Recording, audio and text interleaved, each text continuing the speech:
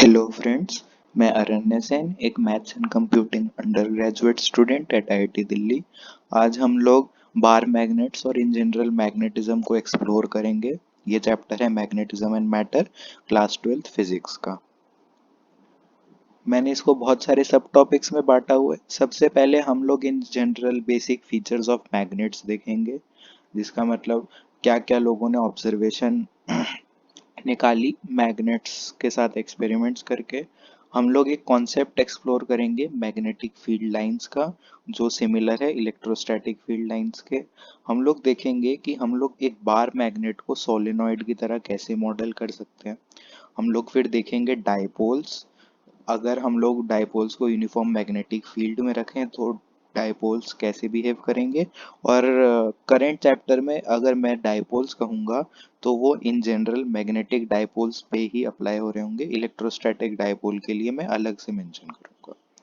हम लोग फिर कंपेयर करेंगे मैग्नेटिक डायपोल्स को इलेक्ट्रोस्टैटिक डायपोल से। फिर कुछ क्वेश्चंस और सॉल्यूशंस देख के कंक्लूड करेंगे। आइए चालू करते हैं।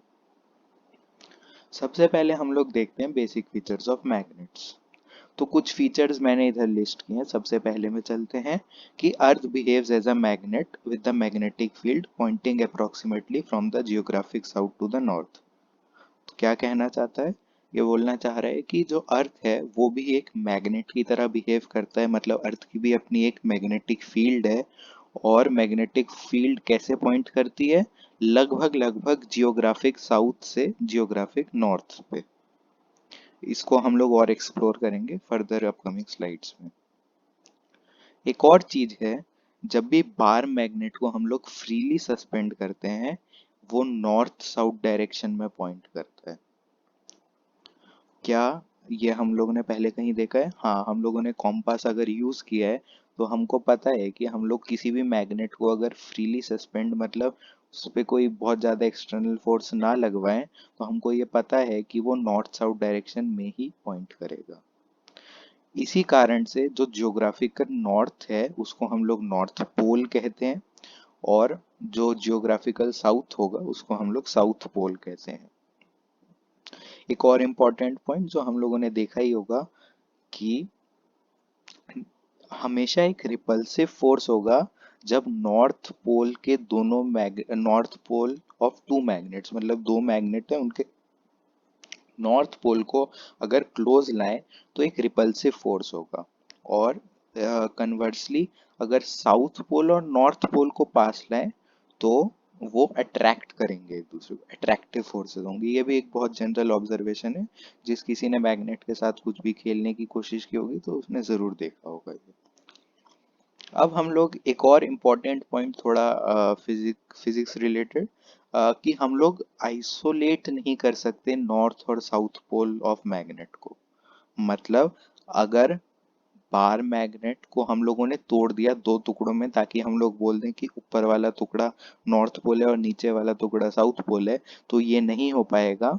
और एंड ऑफ द डे हमको क्या मिलेगा? हमको मिल जाएगा दो सिमिलर बार मैग्नेट मिल जाएंगे, जो थोड़े बहुत वीकर प्रॉपर्टी होगी ओरिजिनल बार मैग्नेट के।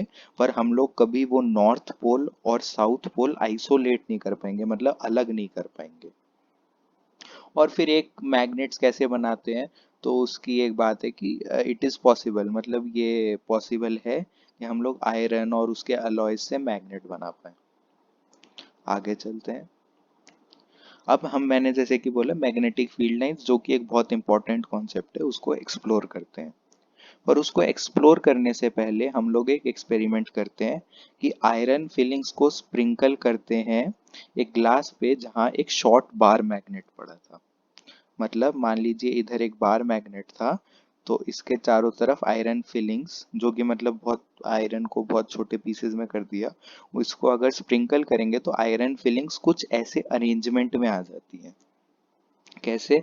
और मतलब इधर दर्शाया गया है, ये बार मैग्नेट का नॉर्थ पोल होगा, ये बार मैग्नेट का साउथ पोल होगा। तो देखिए कि कुछ एक पैटर्न टाइप का लग रहा है आयरन फिलिंग्स में। और ये पैटर्न जैसे कि बता ही रहा है कि इधर देखिए बहुत ज्यादा कंसंट्रेशन है, इधर देखिए बहुत ज्यादा कंसंट्रेशन है मैग्नेट के पास आयरन फिलिंग्स की। तो ये सॉर्ट ऑफ ऐसा है कि किसी इलेक्ट्रिक डायपोल के पॉजिटिव और नेगेटिव चार्ज टाइप का, मान लीजिए इधर इलेक्ट्रिक डायपोल का पॉजिटिव चार्ज है और इधर नेगेटिव चार्ज, तो सॉर्ट ऑफ कुछ वैसा ही एक इलेक्ट्रिक फील्ड जो जनरेट होती है इलेक्ट्रिक डायपोल की, जो हम लोगों ने पढ़ा ही होगा इलेक्ट्रोस्टैटिक्स चैप्टर में, कुछ वैसा आ गया है ये। Similar pattern of iron feelings हमको ऑब्टेन होती है जब हम लोग एक करंट कैरिंग सोलेनॉइड के अक्रॉस उसको स्प्रिंकल करते हैं। सोलेनॉइड के बारे में हम लोगों ने बहुत अच्छे से बाकी चैप्टर्स में पढ़ा ही है। तो अगर हम लोग इस बार मैग्नेट की जगह एक सोलेनॉइड रख देते तो एक सिमिलर पैटर्न ऑब्जर्व होता है। अब हम लोग जो पैटर्न ऑफ आयरन फीलिंग्स है उसका यूज करके मैग्नेटिक फील्ड लाइंस प्लॉट करते हैं। मैग्नेटिक फील्ड लाइंस मतलब इन जनरल मैग्नेटिक फील्ड की डायरेक्शन पे भी। तो जैसे कि हम लोग देख ही सकते हैं, ये पहला ऑफ कोर्स एक सोलेनॉइड को रिप्रेजेंट कर रहा है। ये देखिए वाइंडिंग्स हैं सोलेनॉइड की, और इसकी मैग्नेटिक फील्ड नेक्स्ट ऑब्जेक्ट के मैग्नेटिक फील्ड से कितनी सिमिलर है देख लें। मतलब अगर मैं ये ऑब्जेक्ट हटा दूं तो मैग्नेटिक फील्ड्स एकदम बराबर हो गई होंगी, ऐसा लगेगा। हम लोग डिफरेंशिएट नहीं कर पाएंगे कि ये सोलेनॉइड की है और जो सेकेंड ऑब्जेक्ट जो कि एक बार मैग्नेट है उसकी मैग्नेटिक फील्ड में। पर अगर आप एक और चीज नोटिस करें, इधर एक और थर्ड ऑब्जेक्ट है जो एक डायपोल टाइप का अपेयरेंस है, जो कि एक इलेक्ट्रोस्टैटिक डायपोल ही है। अगर देखें तो अगर इस बार मैग्नेट की इंटरनल फील्ड को हटा दें तो एक डायपोल की फील्ड की तरह ही फील आ रही है इस मैग्नेटिक फील्ड की। ये भले इलेक्ट्रोस्टैटिक लाइंस ऑफ फोर्स हैं और ये मैग्नेटिक लाइंस ऑफ फोर्स हैं, पर अगर आप देखें तो सॉर्ट ऑफ सिमिलर अरेंजमेंट है इस मैग्नेटिक फील्ड लाइन का और इस इलेक्ट्रोस्टैटिक फील्ड लाइन का। आगे जाके और देखते हैं पॉइंट्स के फॉर्म में। तो मैग्नेटिक फील्ड लाइंस क्यों बनाते हैं सिमिलरली कि हम लोग इलेक्ट्रोस्टैटिक फील्ड लाइंस कैसे बनाते थे। एक विजुअल और इंट्यूटिव रियलाइजेशन होता है मैग्नेटिक फील्ड का, कि मैग्नेटिक फील्ड सॉर्ट ऑफ हम लोग देख तो नहीं सकते, पर हम लोग एक विजुअल और इंट्यूटिव फील ले सकते हैं कि भले ही हम लोग देख नहीं पा रहे पर होगी कैसे, कहाँ कहाँ किस पॉइंट पे किस फील्ड की कैसी डायरेक्शन होगी, वो हमें पता लगाने में हेल्प होगी। फिर हम लोग क्या तो मैंने जैसे बोला पॉइंट्स के फॉर्म में देखते हैं पहले।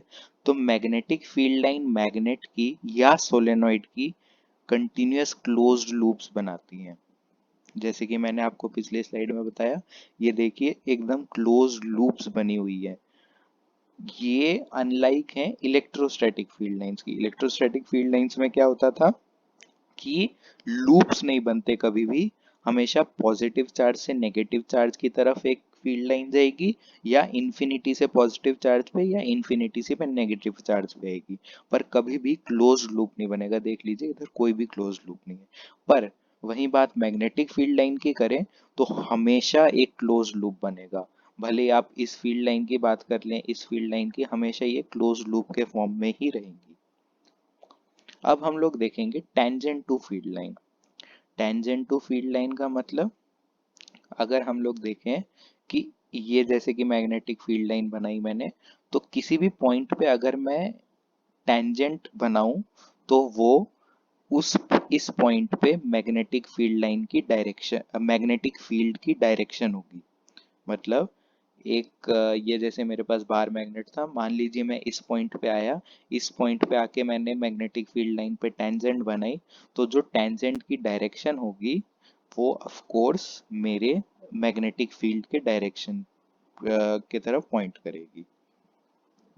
एक और बात है, larger number of field lines per unit area cross करेंगे तो मतलब मैग्नीट्यूड ऑफ मैग्नेटिक फील्ड ज्यादा होगा। मतलब मैं आपको एग्जांपल के फॉर्म में दिखा देता हूँ।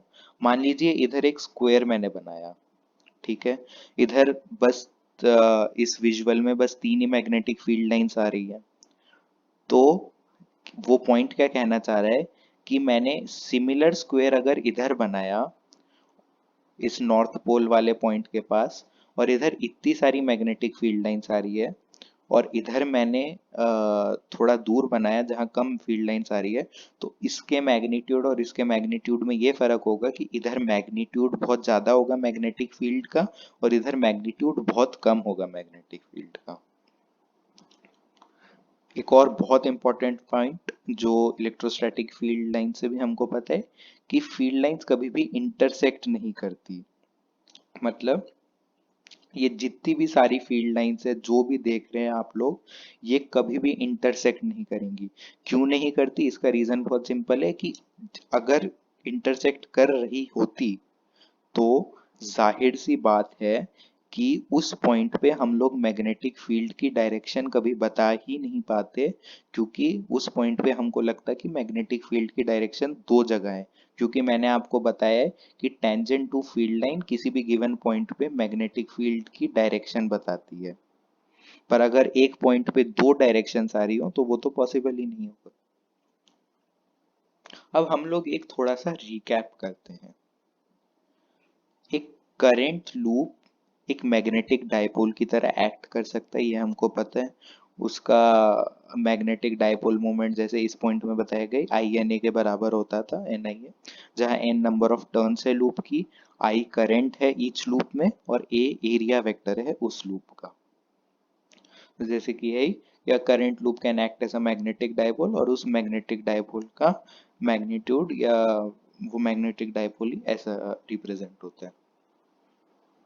फिर हमारे पास एम्पियर्स हाइपोथेसिस है कि सारे मैग्नेटिक फिनोमेनन को हम लोग in terms of circulating currents के फॉर्म में रिप्रेजेंट करते हैं। मतलब एम्पियर ने एक हाइपोथेसिस दी थी कि सारे मैग्नेटिक फिनोमेना को हम लोग सर्कुलेटिंग करंट्स के फॉर्म में रिप्रेजेंट कर सकते हैं। ठीक है, तो ये 3 पॉइंट्स मुझे रिकैप करवाने थे। अब हम लोग देखते हैं रिजेम्बलेंस क्या है एक बार मैग्नेट और एक सोलेनॉइड के बीच में। तो अगर हम लोग देखें तो मैग्नेटिक फील्ड लाइंस जो हम लोगों ने अभी बहुत एक्सप्लोर की, एक बार मैग्नेट और एक सोलेनॉइड की बिल्कुल सिमिलर है, मतलब कोई भी फर्क नहीं है मैग्नेटिक फील्ड लाइंस में। हम लोग अगर बार मैग्नेट को हाफ में काटे तो वो सॉर्ट ऑफ मतलब बिल्कुल बराबर है कि जैसे हम लोग किसी सोलेनॉइड का हाफ में काटे। क्योंकि अगर बार मैग्नेट को आधे में काटेंगे तो हम लोगों ने डिस्कस किया कि हमको दो छोटे छोटे बार मैग्नेट्स मिल जाएंगे, उनकी थोड़ी वीकर प्रॉपर्टीज होगी, पर इसका मतलब ये नहीं कि मैग्नेटिज्म डिस्ट्रॉय हो जाएगा। तो सिमिलरली अगर हम लोग किसी सोलेनॉइड को दो टुकड़ों में काटें, मतलब इस सोलेनॉइड को अगर दो टुकड़ों में काटे तो इसका मतलब ये तो नहीं कि सोलेनॉइड की मैग्नेटिक फील्ड बंद हो जाएगी, नहीं, वो दो छोटे छोटे सोलेनॉइड्स के फॉर्म में बिहेव करने लगेगा। तो ये कुछ रिजेम्बलेंस के पॉइंट्स थे। अब हम लोग कैलकुलेशंस के थ्रू ये बताएंगे कि लार्ज डिस्टेंस पे जो एक्सियल फील्ड है सोलेनॉइड की वो बार मैग्नेट के एक्सियल फील्ड से के बराबर होती है। तो हम लोग कैसे करते हैं, पहले हम लोग ये कंसीडर कर लेते हैं कि solenoid N turns per unit length, बहुत स्टैंडर्ड कन्वेंशन, उसकी लेंथ 12 मान लेते हैं और रेडियस ए मान लेते हैं। तो जैसे कि आप इस फिगर में देख सकते हैं टोटल सोलेनॉइड की लेंथ 12, रेडियस ए और number of turns per unit length small N मान के, तो हम लोग पॉइंट पी पे एक्सियल फील्ड निकालते हैं जो हम लोगों ने कार्टेशियन सिस्टम किया है, जिसका सेंटर हम लोग ने सोलेनॉइड के सेंटर पे रखा है, जो पॉइंट पी कार्टेशियन ओरिजिन से आर डिस्टेंस दूर है। तो हम लोग ना एक सर्कुलर एलिमेंट कंसिडर करते हैं डीएक्स थिकनेस की, जो एक्स डिस्टेंस दूर है। मतलब मैंने इस सेंटर से एक्स डिस्टेंस दूर किया और एक डीएक्स थिकनेस की एक सर्कुलर एलिमेंट कंसिडर की। ये ध्यान रखिए फिगर 3D में दिया गया है, तो मतलब मैं एक्स डिस्टेंस पे गया तो मैंने एक टेक्निकली एक सिलेंडर का एक क्रॉस सेक्शन किया है, तो वो क्रॉस सेक्शन सर्कुलर ही होगा। उसमें कितने टर्न्स होंगे, N into D X turns होंगे। एन इंटू डी एक्स बहुत स्टैंडर्ड, क्योंकि N number of turns per unit length और डी एक्स वो लेंथ है। तो जो मैग्नीट्यूड ऑफ फील्ड होगा वो ऑफ कोर्स जो given dB is equal to mu naught into number of turns n dx into I into a square divided by 2 r minus x, क्यों? क्योंकि हम लोग इस रिंग के कारण इस पॉइंट पे निकाल रहे हैं। तो मतलब ओरिजिन से इस पॉइंट की डिस्टेंस r थी, और तो मतलब इस रिंग से इस पॉइंट की डिस्टेंस r माइनस एक्स होगी। तो r माइनस एक्स का square plus A square raise to power 3/2 बहुत स्टैंडर्ड मैग्नेटिक फील्ड का एक्सप्रेशन एक रिंग के कारण किसी भी पॉइंट उसके एक्सिस पे।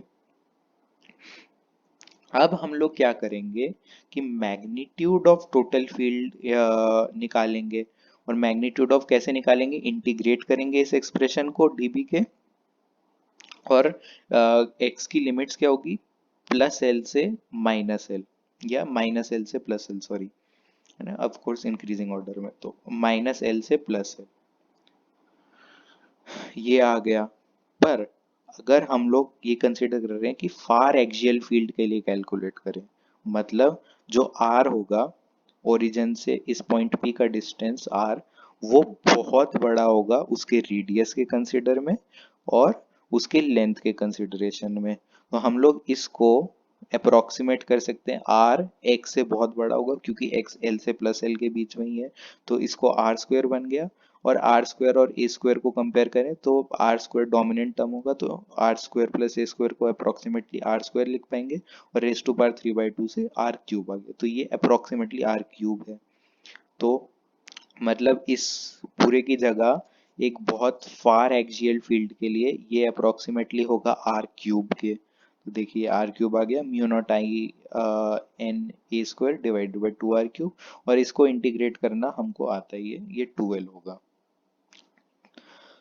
पर ये नोट कीजिए कि magnitude of magnetic moment solenoid का एम होता है total number of turns into current into cross sectional area, मतलब एन आई ए, जो हम लोगों ने देखा ही था। इस फॉर्मूला में देखें तो एन आ रहा है हमारे पास, आई आ रहा है, और ये क्रॉस सेक्शनल एरिया भी आ रहा है। तो अगर हम लोग उसको स्मॉल एम से रिप्लेस करें तो हमारे पास जो मैग्नेटिक फील्ड है उसका फॉर्मूला आ जाता है म्यू नॉट बाय 4 पाई 2m/r क्यूब। ये फार एक्सियल मैग्नेटिक फील्ड है बार मैग्नेट का भी, क्योंकि अगर बस हमको बता पूछा गया होता बार मैग्नेट का जो मैग्नेटिक मोमेंट है स्मॉल एम है, तो एक्सियल मैग्नेटिक फील्ड बताओ, तो हम लोग ये लिखते। पर हम लोगों ने अभी सोलेनॉइड के फार फील्ड के लिए भी ये फॉर्मूले डिराइव किया है, और हम लोग ने सोलेनॉइड के मैग्नेटिक मोमेंट से रिप्लेस किया, तो ये तो भी यही फॉर्मूला आया। तो हम लोगों ने कैलकुलेशन करके भी बता दिया कि अगर dipole moment of bar magnet और सोलेनॉइड सेम हुआ तो सेम फार फील्ड भी प्रोड्यूस होगी। तो हम लोगों ने कैलकुलेशन से बता दिया कि बार मैग्नेट को हम लोग रिप्रेजेंट कर सकते हैं as a solenoid. Thank you.